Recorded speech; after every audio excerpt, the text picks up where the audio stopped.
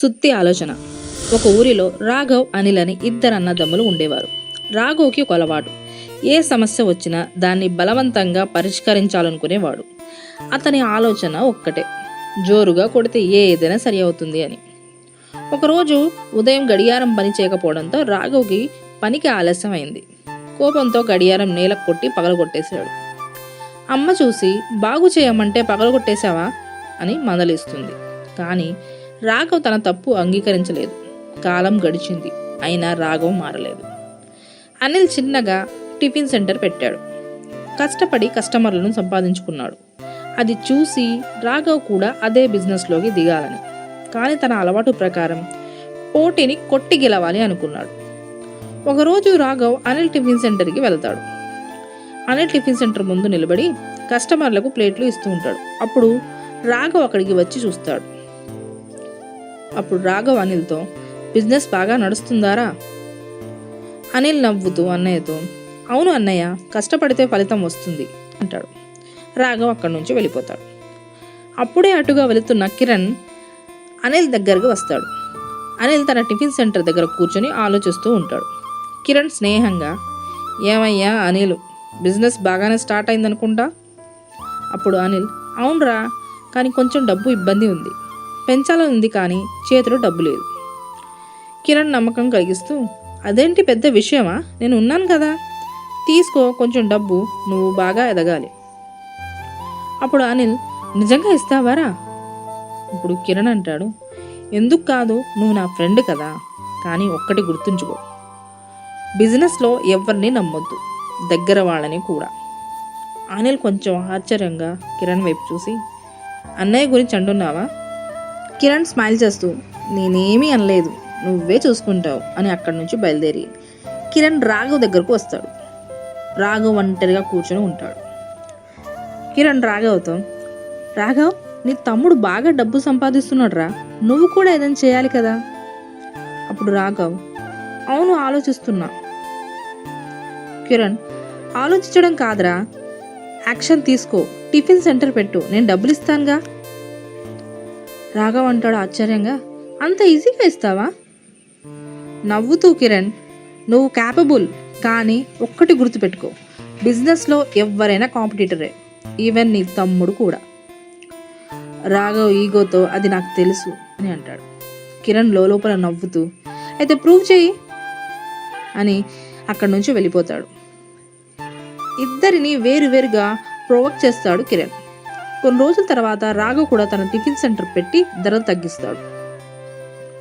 అప్పుడు మళ్ళీ కిరణ్ అనిల్ దగ్గరకు వచ్చి, నీ అన్నయ్య ధరలు తగ్గిస్తున్నాడంట, నువ్వు చూస్తూ ఊరుకుంటావా?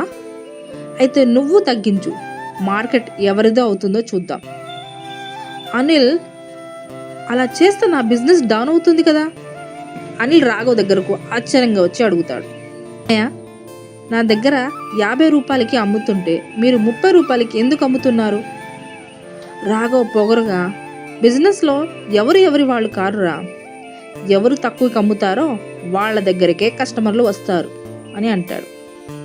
నేను నీ తమ్ముడిని అన్నయ్య, పోటీ పడడం కాకుండా సహాయం చేయొచ్చు కదా. రాఘవ్ ఈగోతో, సహాయమా? బిజినెస్లో సహాయం అంటూ ఏమీ ఉండదు, గెలవాలి అంతే. కొన్ని రోజుల తర్వాత అనిల్ కూడా ధర 10 రూపాయలకు తగ్గిస్తాడు.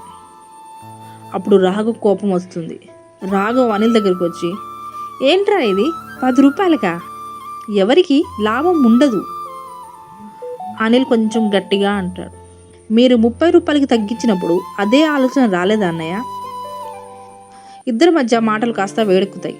రాఘవ్, నేను ఏం చేసినా నా ఇష్టం. అప్పుడు అనిల్ అంటాడు, అలాగే నేను కూడా నా ఇష్టం. అలా అని రాఘవ్ అక్కడి నుంచి వెళ్ళిపోతాడు. కిరణ్ రాఘవ్ దగ్గరికి వచ్చి, నీ తమ్ముడు ఇంకా తక్కువకి అమ్ముతున్నాడ్రా, నిన్ను ఛాలెంజ్ చేస్తున్నట్టే ఉంది. రాఘవ్ మరింత కోపంగా, అలా అనుకుంటున్నాడా, చూద్దాం ఎవరు గెలుస్తారు. రాఘవ్ టిఫిన్ ధరలు తగ్గించాడు, అనిల్ కూడా తగ్గించాడు. ఇలా ఇద్దరు పోటీ పడుతూ చివరికి 5 రూపాయలకు టిఫిన్ అమ్మే పరిస్థితికి వచ్చారు. కస్టమర్లు వచ్చారు, కానీ లాభం మాత్రం రాలేదు. ఇద్దరు అప్పుల్లో కూరుకుపోయారు. ఒకరోజు అమ్మ ఇద్దరిని పిలిచి అడిగింది, ఇంత కష్టపడి ఏ లాభం వచ్చింది? ఇద్దరు తలదించుకుంటారు. లాభం లేదు, అప్పులే ఉన్నాయి అని అంటారు. అసలు అప్పెవడిచ్చారు మీకు అని అడిగితే ఇద్దరు ఒకేసారి కిరణ్ అని చెప్తారు. అప్పుడు నిజం బయటపడ్డది. కిరణ్ కూడా అదే ఊరిలో టిఫిన్ సెంటర్ నడుపుతుంటాడు. ఇద్దరు అన్నదమ్ముల మధ్య పోటీ పెంచి వాళ్ళిద్దరిని నష్టపరిచి తన బిజినెస్ పెంచుకోవాలనుకుంటాడు. ఈ విషయం తెలుసుకున్న రాఘవ్, అనిల్ ఇద్దరూ షాక్ అయ్యారు. అప్పుడు అమ్మ లక్ష్మి మెల్లగా చెప్పింది, మీరు ఒకరినొకరు కొట్టుకుంటూ పోయారు, కానీ సమస్య ఎక్కడుందో చూడలేదు. రాఘవ్ ఈసారి ఆలోచించాడు. తన తప్పు అర్థమైంది. తర్వాత రాఘవ్ మెల్లగా అనిల్ దగ్గరకు వస్తాడు. రాఘవ్ అంటాడు, నిన్ను పోటీగా చూశాను, తమ్ముళ్ళ చూడలేదు, తప్పు నాదేరా. అప్పుడు అనిల్, మనమిద్దరం గెలవాలనుకుని చివరికి ఇద్దరం ఓడిపోయామన్నయ్య. అప్పుడు రాఘవ్, ఇక నుంచి కొట్టుకోవడం కాదు, కలిసిపోదాం. చిరునవ్వుతో అనిల్ అంటాడు, అదే మన నిజమైన లాభం అన్నయ్య. రాఘవ్ కోపంగా, ఇంతకాలం మనం పోట్లాడుకున్నాం, అసలు ఆట వేరే వాళ్ళది. అనిల్ అప్పుడు, మనమే అతని ప్లాన్కి బలయ్యామన్నయ్య. మన ఇద్దరం పోటీ పడితే ఇద్దరం నష్టపోతాం, కలిసిపోయి ఇద్దరం గెలుద్దాం అన్నాడు. అనిల్ కూడా అంగీకరించాడు. ఇద్దరు కలిసి ఒకటే టిఫిన్ సెంటర్ పెట్టారు. మంచి నాణ్యత, సరైన ధర, మంచి సేవ. కస్టమర్లు మళ్ళీ రావడం ప్రారంభించారు. కొద్ది రోజుల్లోనే వాళ్ళ బిజినెస్ బాగా నడిచింది. కిరణ్ టిఫిన్ సెంటర్ ఖాళీగా ఉంటుంది. కిరణ్ నిరాశగా వాళ్ళు కలిసిపోతారని అనుకోలేదు. ఇక కిరణ్ ప్లాన్ పూర్తిగా ఫ్లాప్ అయింది. అతని టిఫిన్ సెంటర్కు కస్టమర్లు తగ్గిపోయారు. రాఘవ్, అనిల్ టిఫిన్ సెంటర్లో బిజినెస్ లాభం గురించి అమ్మతో చాలా ఆనందంగా చెప్పారు. చివరికి అమ్మ నవ్వుకుంటూ చెప్పింది, కొన్నిసార్లు యుద్ధం చేయడం బదులు సంభాషణ చేయాలి. కొన్నిసార్లు తిరస్కరించబడడం బదులు అర్థం చేసుకోవడానికి ప్రయత్నించాలి. ఎందుకంటే సమస్య పెద్దది కాదు, మన ఆలోచన చిన్నగా మారు. మీ చేతిలో ఒక సుత్తి మాత్రమే కాకుండా మీ ఆలోచనలో అన్ని రకాల సాధనాలు ఉంచాలి. మీరు మీ దృక్పథాన్ని మార్చిన రోజు నుంచే జీవితంలోని సమస్యలు చిన్నవిగా అనిపించడం ప్రారంభమవుతుంది. ఇలాంటి విలువైన ఆలోచనలు ప్రతిరోజు వినడానికి మమ్మల్ని ఫాలో అవ్వండి. ఛానల్ని సబ్స్క్రైబ్ చేయండి. వీడియోకి లైక్ చేయండి. మీ ఫ్యామిలీ వాళ్ళకి, ఫ్రెండ్స్కి ఈ వీడియో షేర్ చేయడం మాత్రం మర్చిపోకండి. కామెంట్లో మీ అమూల్యమైన అభిప్రాయాన్ని తెలపడం మాత్రం మరీ మర్చిపోకండి. Thank you for watching.